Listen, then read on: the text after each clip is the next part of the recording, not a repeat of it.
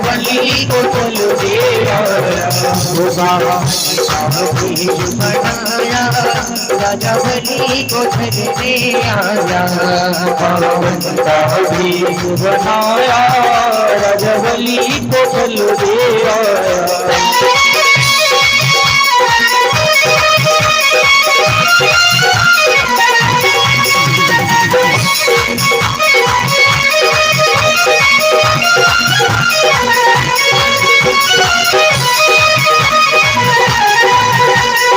श्री राधे।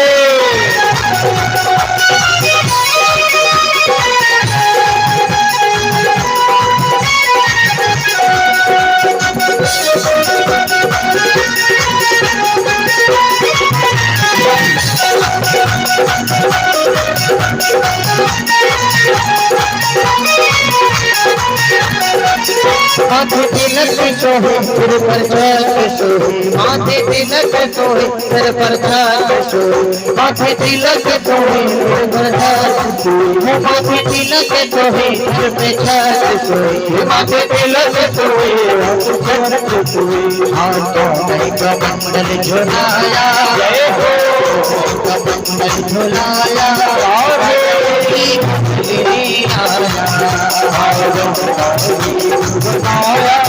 राजा बलि को चल रे बनाया, राजा बलि को चल रे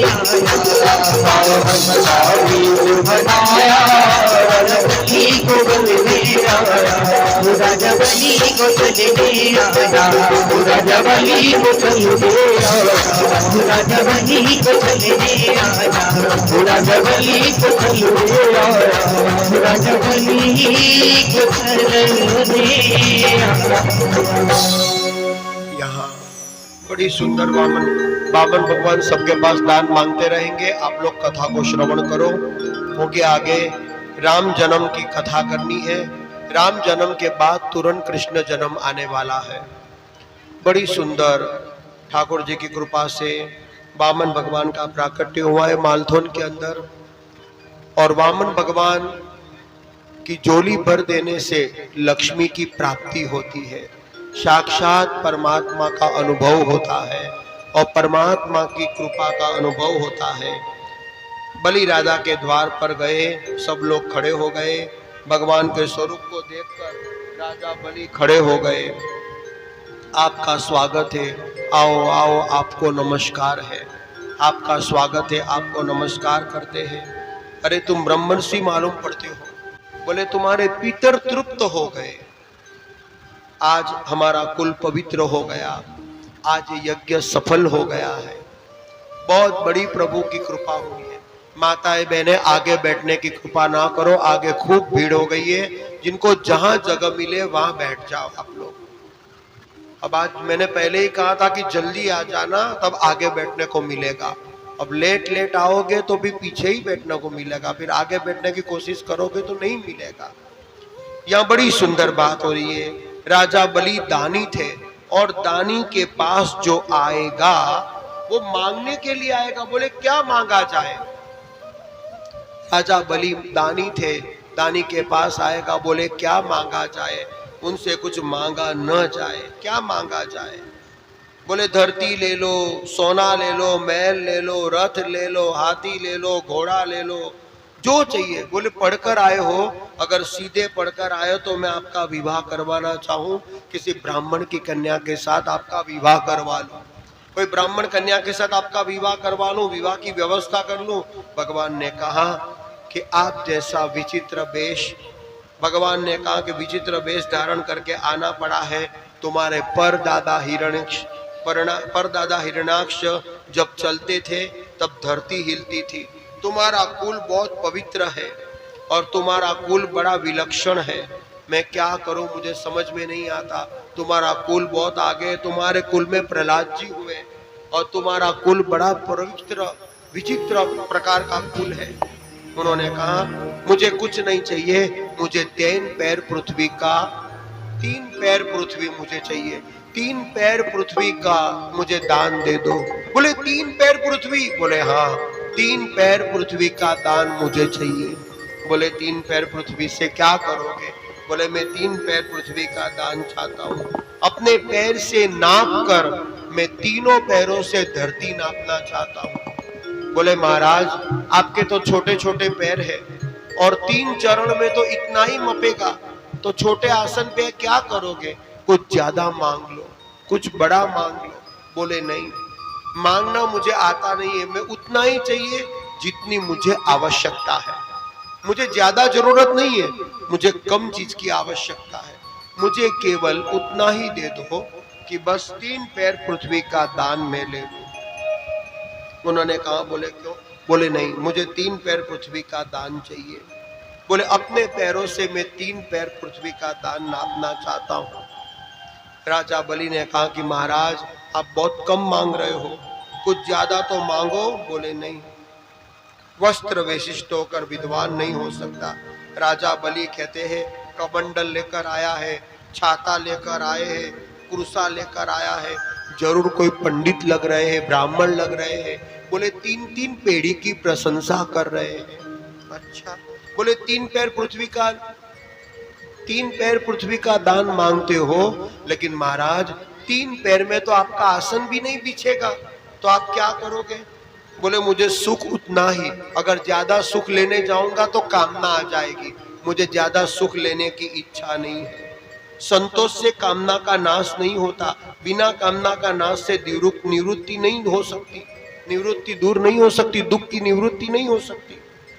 स्वप्न में भी अगर सुख की इच्छा हो तो कामना का त्याग करना पड़ेगा।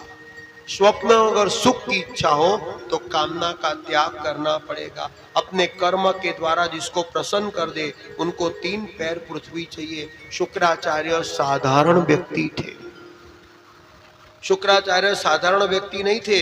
बलि को बुलाकर कहा कि हे बलि, तू जिसको दान देना चाहता है ना, ये तू गलत कर रहा है। बोले ये तेरा दान नहीं, तेरा सब कुछ लूट के चला जाएगा। तू दान तो दे रहा है लेकिन तेरा सब कुछ लेके चला जाएगा। बोले नहीं जा सकते।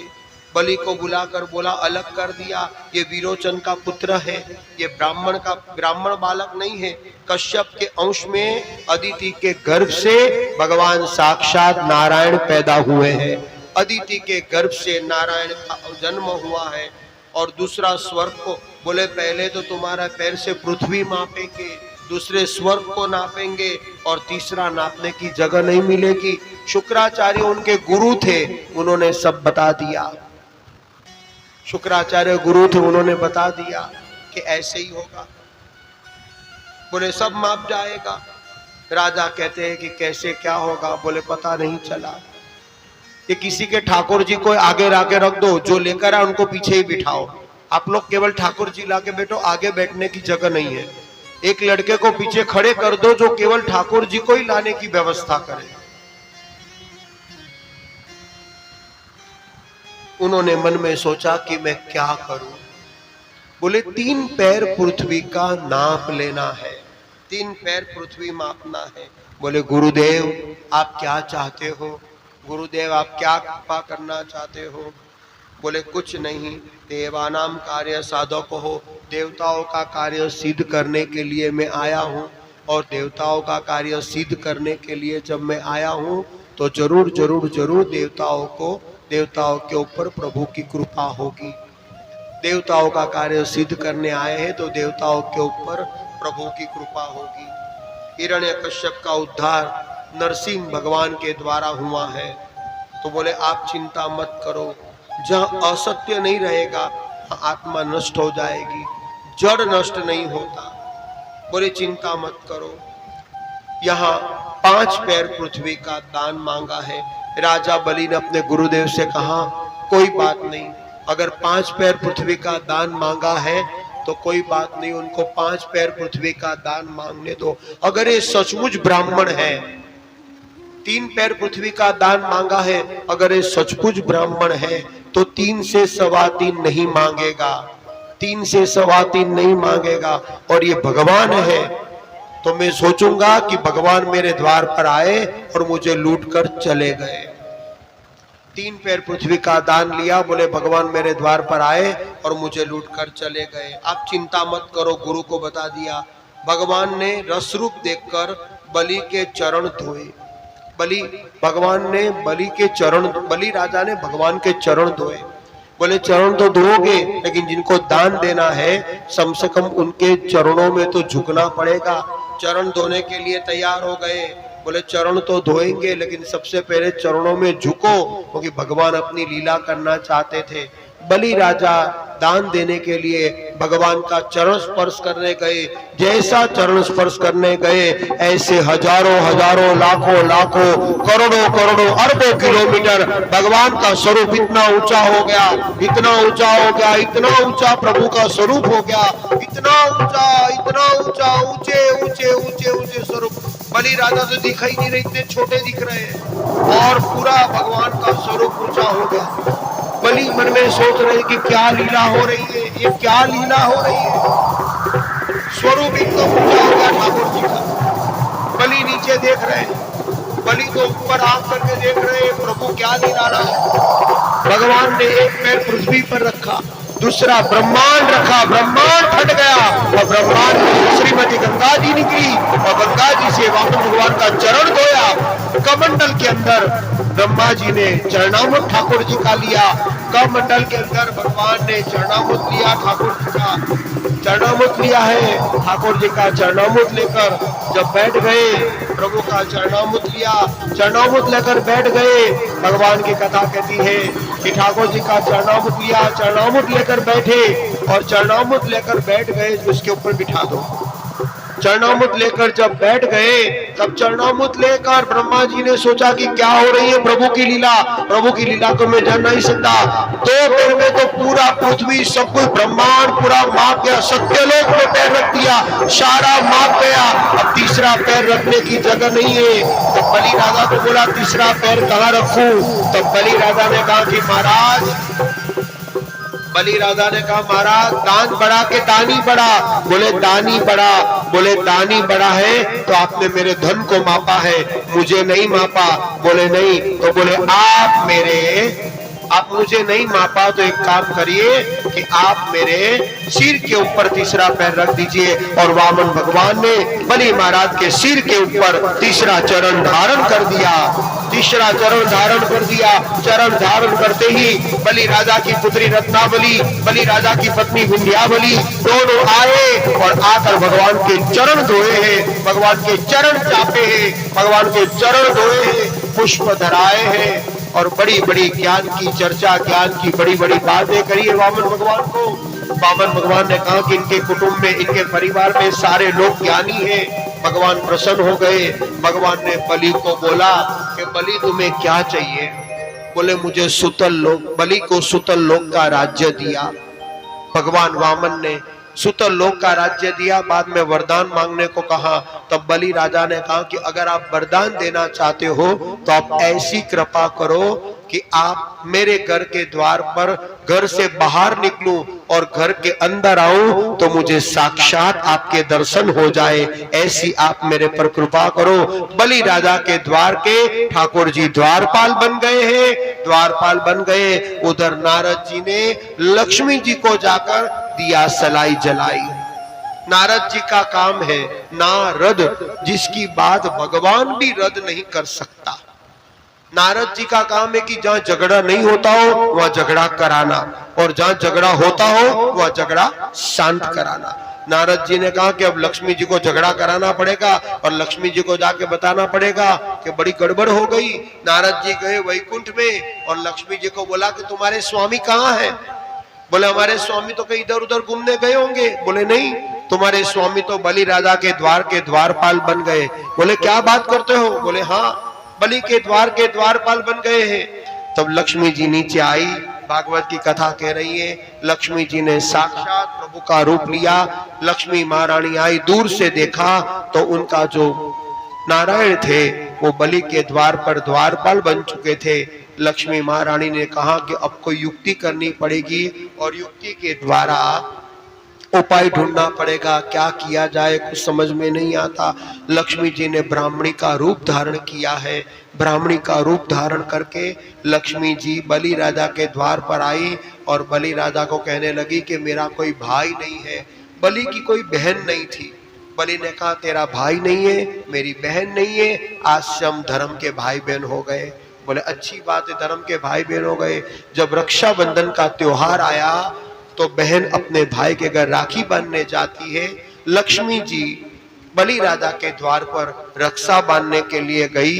बलि राजा को रक्षा बांधी। रक्षा बांधने के बाद बलि राजा ने कहा कि बहन तुमको क्या चाहिए, तुमको जो चाहिए वो भेंट में दूंगा। बोले मेरे घर में कोई चीज की कमी नहीं है भैया। बोले कुछ तो मांग लो। बोले नहीं मेरे घर में कुछ नहीं कमी नहीं है, सब कुछ है, बस तुम खुश रहो। बोले नहीं कुछ तो मांगना पड़ेगा, आज कुछ तो मेरे घर से लेकर जाना पड़ेगा।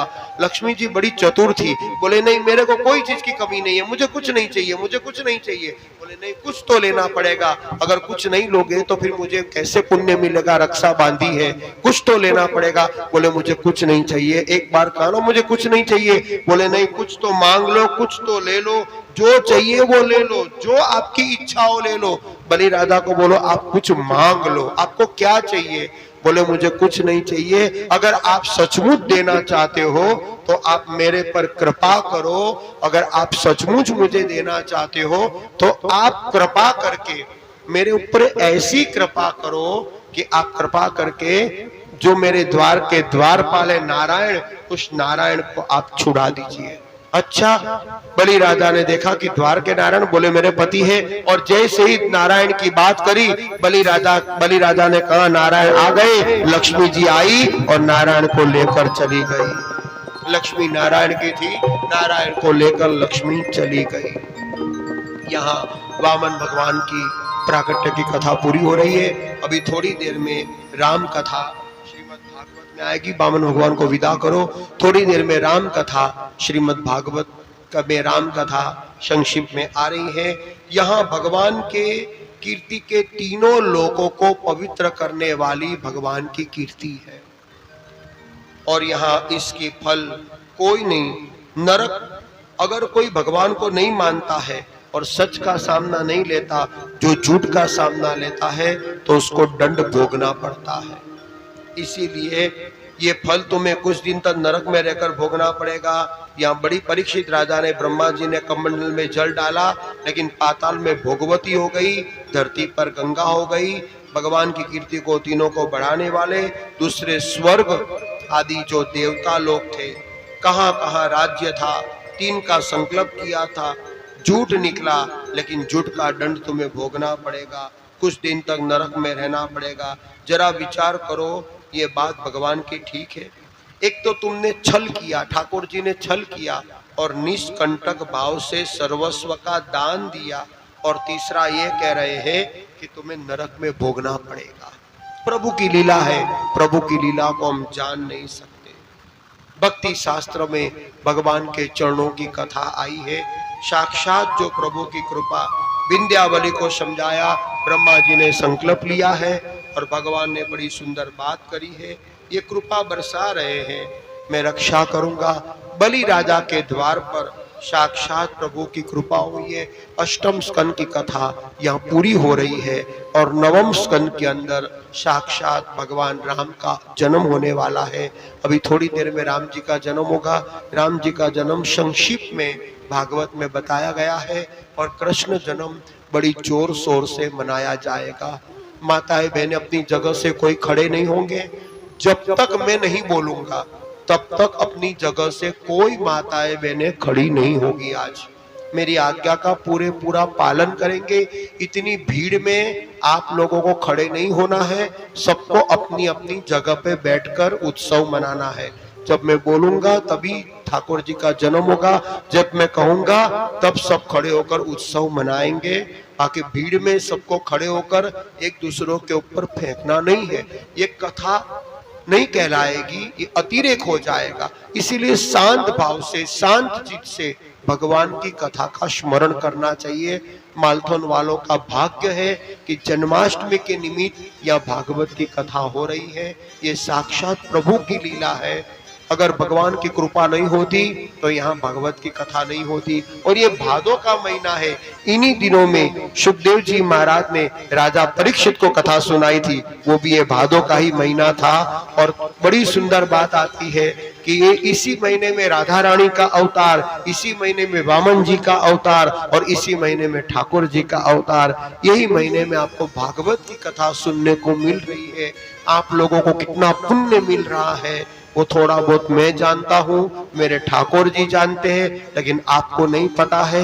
एक एक कदम चलकर आप आए हो, एक एक यज्ञ करने का आपको पुण्य प्राप्त होता है। इस समय आपका पुण्य का पुंज इतना बढ़ रहा है, आपको इतना पुण्य मिल रहा है। भागवत कथा श्रवण करने आए हो, इतनी भीड़ में मालथन की माताएं बहनें भाई लोग बैठे हैं, खूब खूब आप लोगों को ठाकुर जी की कृपा मिलती रहे। बिना उनकी कृपा भगवत कथा नहीं मिल सकती, पर जिनको भगवान की कथा श्रवण करने को मिल जाए तब तो कहना ही क्या। ये कथा साक्षात मनुष्य शरीर को प्राप्त जिसने किया है, अगर वो भागवत की कथा कर ले तो ये मृत्यु को सुधारने वाली श्रीमद् भागवत की कथा है। रामचरितमानस तो जीवन सुधारती है, लेकिन भागवत की कथा तो मृत्यु को सुधार देती है, मरण को सुधार देती है। ये कथा आप जन्माष्टमी की रात को श्रवण करने आए हो। अभी थोड़ी देर में राम कथा का विवरण करेंगे। कल का जरा श्रवण कर लो, कल गोवर्धन पूजा है, कल गोवर्धन पूजा यहाँ होगी। कल की कथा 2 बजे रहेगी। कितने बजे? 2 बजे। आज की कथा रात को थी, कल से कथा का टाइम 1:30 पौने 2 बजे का रहेगा। 2 बजे कथा शुरू करेंगे, जैसे रोज की कथा है ऐसे ही कल से कथा का टाइम रहेगा। कल गिरिराज जी का पूजन होगा, गिरिराज जी बनाएंगे और यहाँ अन्नकूट का भोग लगेगा, और जो अन्नकूट का भोग लगेगा उसका प्रसाद सबको दिया जाएगा। और थोड़ा थोड़ा प्रसाद ले जाकर आप अपने परिवार वालों को कणिका कणिका खिलाना। आपके घर में साल भर तक जो गिरिराज जी का प्रसाद आरोगता है तो उसके घर में कोई बीमारी नहीं आएगी। ठाकुर जी की इतनी बड़ी कृपा। गिरिराज जी का कल माखन चोरी लीला है, कल नन महोत्सव है, माखन चोरी लीला करेंगे। कल ठाकुर जी की 7 साल तक की सुंदर बाल लीलाओं का कल सुंदर दर्शन होगा, बाल लीलाओं का कीर्तन होगा और गिरिराज जी का कल पूजन होगा। लेकिन मैं हर जगह गेहूं का गिरिराज बनाता हूँ। कल माताएं बहनें अपने अपने घरों से थोड़ा थोड़ा गेहूं ले आएगी। क्या ले आएगी? गेहूं। और गेहूं का दान गिरिराज जी की पूजा में कल करना है।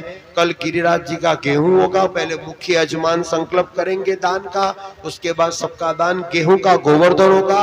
उसके ऊपर ठाकुर जी बिठाए जाएंगे, आजू बाजू सब दिए जलाए जाएंगे, 56 प्रकार के भोग लगाएंगे और गिरिराज जी का पूजन करेंगे। गिरिराज जी की क्या महिमा है कलयुग में, वो मैं कल सुनाऊंगा, आज नहीं सुनाऊंगा। आज सुनाऊंगा फिर कल नहीं आए तो जय श्री राधे बोलना पड़ेगा। मैं भी पक्के गुरु का पक्का चेला हूँ, जय श्री राधे बोलना पड़ेगा। बोलो जय श्री राधे। बताओ इतनी भीड़ में माताएं भाई लोग बैठे, राधे राधे नहीं बोल सकते? बोलो जय श्री राधे। अभी भी आवाज कम आ रही है, मेरी तेज आती है। बोलो जय श्री राधे। अब आई आवाज। ऐसा मुझे लग रहा था कि आज शायद सब लोगों ने व्रत किया है ना, इसलिए पेट भूखा है ना, तो शायद आवाज नहीं निकलती आप लोगों से, है ना।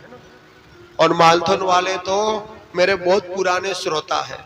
मैं मालथन वालों को बहुत हृदय से प्रेम करता हूँ।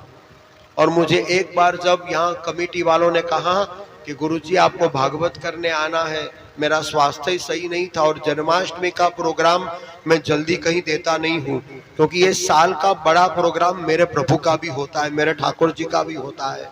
तो मैं अपने सेव्य प्रभु की सेवा छोड़कर जन्माष्टमी में कहीं नहीं जाता। लेकिन मालथन वालों ने बुलाया तो मेरे ठाकुर जी मुझे दौड़कर मालथन ले आए। और मालथन वाले बहुत अच्छे भक्ति वाले हैं, बहुत पुराने श्रोता है मालथन वाले। मुझे पता है कि मालथन में भक्ति बहुत है और मालथन में एक एक घर के अंदर भक्ति है। ठाकुर जी आप लोगों की भक्ति खूब बढ़ाए। ऐसे सारे मालथन वासियों को मैं व्यासपीठ पर बैठकर जन्माष्टमी के निमित्त सबको आशीर्वाद दे रहा हूँ कि आप लोगों की खूब खूब भक्ति बढ़े। किसी चीज की कमी ठाकुर जी आपको ना करें, क्योंकि आप भगवत कथा श्रवण करने आए हो और भगवान की कथा जो श्रवण करता है उसके ऊपर मेरा प्रभु जरूर कृपा करता है। इसीलिए यहाँ 9वें स्कंद के अंदर अम्बरीश राजा की कथा, राजा परीक्षित ने पूछा कि मनवंतर की सुंदर कथा सुनाओ, सुंदर कथा सुनाओ। यहाँ हर साल इस मंदिर में भजन संध्या का कार्यक्रम होता था। इस साल भागवत रखी तो अच्छा किया कि नहीं किया बताओ? जिसको अच्छा लगा वो हाथ ऊपर करो। अच्छा लगा भागवत हुई इस बार मंदिर में? ठीक है। आप लोगों को परेशानी तो नहीं हुई कि रात को यहाँ गुरु जी आके सबको जगा रहे हैं? ऐसा तो नहीं है। तो कल प्रसाद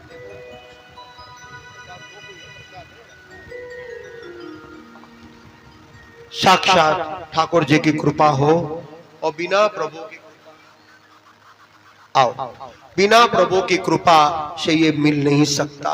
प्रभु की कृपा दृष्टि से बदल जाती है तकदीरें, अगर विश्वास पक्का हो तो कट जाती है जंजीरें। यह सुंदर राम कथा का आयोजन हुआ है और सुंदर राम कथा श्रीमद् भागवत में आती है। उससे पहले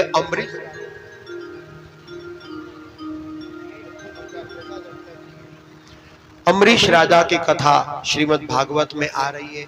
एकादशी का व्रत किया था और एक बात समझो, अम्बरीश राजा ने एकादशी का व्रत किया और एकादशी का व्रत करे और उस दिन गुरु हमारे घर आए तो सोने पे सुहागा। भागवत कह रही है कि एकादशी का व्रत हो और जो गुरु मंत्र लिया हो, गुरु हमारे सामने हो और द्वादशी को गुरु को पारण कराने के बाद फिर पारण करे तो एकादशी का पूरा पुण्य प्राप्त हो जाता है।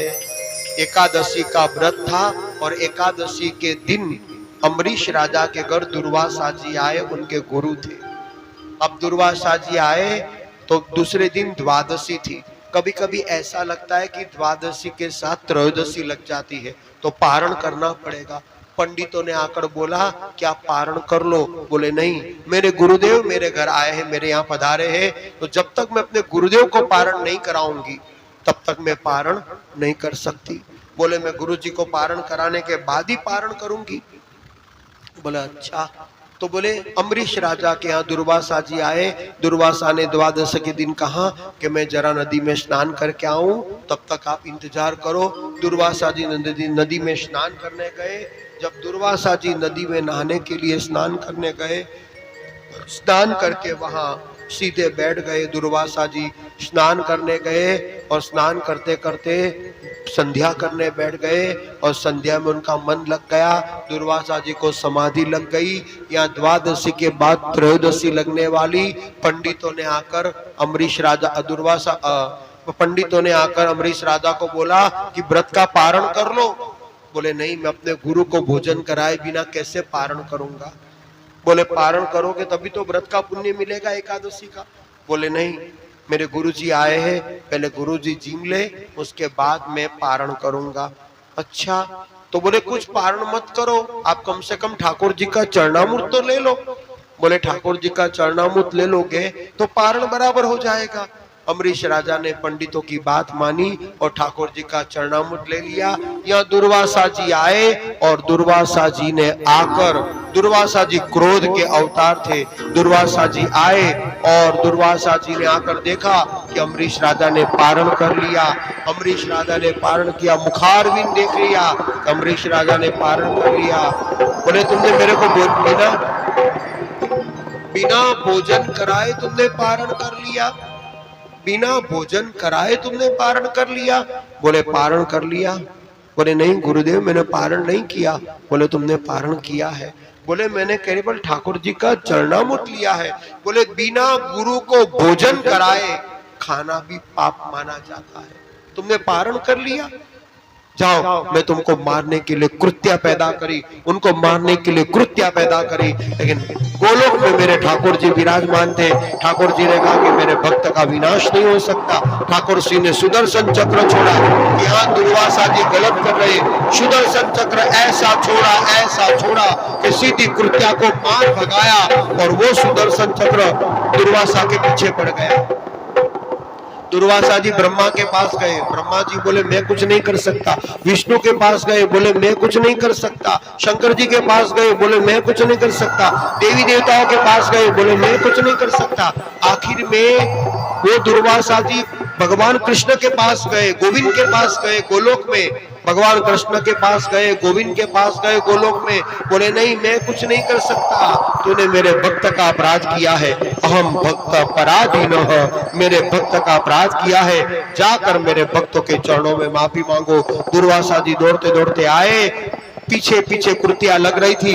दौड़ते दौड़ते जैसे दुर्वासा जी आए हैं, और दुर्वासा जी दौड़ते दौड़ते जैसे आए, आते ही दुर्वासा जी ने, भागवत की कथा कह रही है, जैसे आए और दुर्वासा जी ने अम्बरीश राजा के चरण पकड़े। अम्बरीश राजा ने कहा नहीं गुरुदेव, आप मेरे चरण पकड़ोगे तो मुझे दोष लगेगा, आप मेरे गुरु हो, गुरु होकर मेरे चरण नहीं पकड़ सकते। बोले आप इस सुदर्शन चक्रों को दूर करो। अम्बरीश राजा ने एकादशी के व्रत के प्रभाव से सुदर्शन चक्र को हाथ जोड़ा और सुदर्शन चक्र सीधा प्रभु के धाम चला गया। एकादशी के व्रत के प्रभाव से भगवान ने ऐसी कृपा करी अम्बरीश राजा के ऊपर कि अम्बरीश राजा ने एकादशी के व्रत के प्रभाव से अपनी भी जान बचाई, दुर्वासा जी जान बचाई। अंत में भगवान एकादशी के व्रत के प्रभाव से आकाश में विमान आया भगवान के द्वार से, और जब विमान गोलोक से आया, अम्बरीश राजा पूरे परिवार समेत विमान में बैठकर प्रभु के धाम चले गए। इसीलिए और व्रत करो चाहे ना करो, लेकिन एकादशी का व्रत जरूर करना चाहिए। कोई व्रत करने की जरूरत नहीं है, लेकिन 26 एकादशी जो आती है, साल की 24 एकादशी और पुरुषोत्तम मास की 2 एकादशी, इस बार पुरुषोत्तम मास भी पड़ने वाला है 2026 में। पुरुषोत्तम मास की 2 एकादशी और 24 एकादशी, इन 26 एकादशी का व्रत, जो एकादशी के दिन अन्न खाता है वो अन्न नहीं खाता, पाप को खाता है। इसीलिए एकादशी का व्रत जरूर करना चाहिए। 3 टाइम 4 टाइम फलाहार कर लो, सेंधा नमक वाला फलाहार कर लो, कुट्टू की पूरी बना लो, राजगरा की पूरी बना लो, सिंगाड़ा की पूरी बना लो, हलवा बना लो, खिचड़ी बना लो, दोनों टाइम फलाहार खा लो, लेकिन एकादशी के दिन व्रत जरूर करना चाहिए। धन्य एकादशी, धन्य एकादशी, एकादशी करो तो ब्रज सुख पाओगे। धन्य एकादशी, धन्य एकादशी, एकादशी करो तो ब्रज सुख। मुझे एकादशी का व्रत करना है, मुझे एकादशी का व्रत करना है, मुझे ब्रज में जाकर बसना है, मुझे ब्रज में जाकर बसना है, मुझे ध्यान हरि का धरना है। धन्य एकादशी, एकादशी करो तो ब्रज सुख पाओगे। धन्य एकादशी, धन्य एकादशी, एकादशी करो तो ब्रज सुख पाओगे। एकादशी व्रत पाप मारे, एकादशी व्रत पाप मारे, और पुण्य उदय को लोक जाए। धन्य एकादशी, एकादशी करो तो ब्रज सुख पाओगे। धन्य एकादशी, एकादशी, एकादशी करो तो ब्रज सुख पाओगे। धन्य एकादशी, धन्य एकादशी, एकादशी करो तो ब्रज सुख पाओगे। बोलो एकादशी महारानी की हो। तो यहाँ 9वें स्कंद में एकादशी की थोड़ी महिमा बताई है कि एकादशी का व्रत जरूर करना चाहिए। और इस बार ठाकुर जी की कृपा देखो कि 19 तारीख को एकादशी आ रही है, और एकादशी के दिन कथा की पूर्णाहुति है। यहाँ एकादशी के दिन कथा की पूर्णाहुति एकादशी के दिन है। कल गोवर्धन पूजा है, परसों रुक्मणी विवाह है, और नरसों एकादशी है। मैं अंतिम दिन भागवत में ऐसी एक प्रयोग कराऊंगा, ऐसा कराऊंगा कि आपके घर में सुख शांति हो जाएगी। आपके घर में सुख शांति के लिए अंतिम दिन कुछ ऐसा करो। भागवत में हर जगह करते हैं संकल्प कि आपके घर में सुख शांति हो जाएगी, लेकिन कल नहीं, परसों नहीं, अंतिम दिन। जो 7 दिन कथा में नहीं आए, जो अंतिम दिन भागवत में आ जाएंगे, उसको 7 दिन की भागवत का पुण्य मिल जाएगा। और जिन्होंने 7 दिन कथा सुनी है, वो अंतिम दिन अगर आ गए तो उनको 2 भागवत कथा सुनने का पुण्य मिल जाएगा। अंतिम दिन की भागवत बड़ी महत्व की होती है। तो यहाँ सुंदर कथा भागवत में आ रही है, रामचरित्र की कथा। और राम कथा एकदम संक्षिप्त के अंदर भगवान ने बताई है। कहा है उन्होंने कि देखो, हरिश्चंद्र के राजा, यहाँ सुंदर बात आई है, त्रिबंधन के सत्यव्रत हुए। सत्यव्रत के राजा त्रिशंकु है।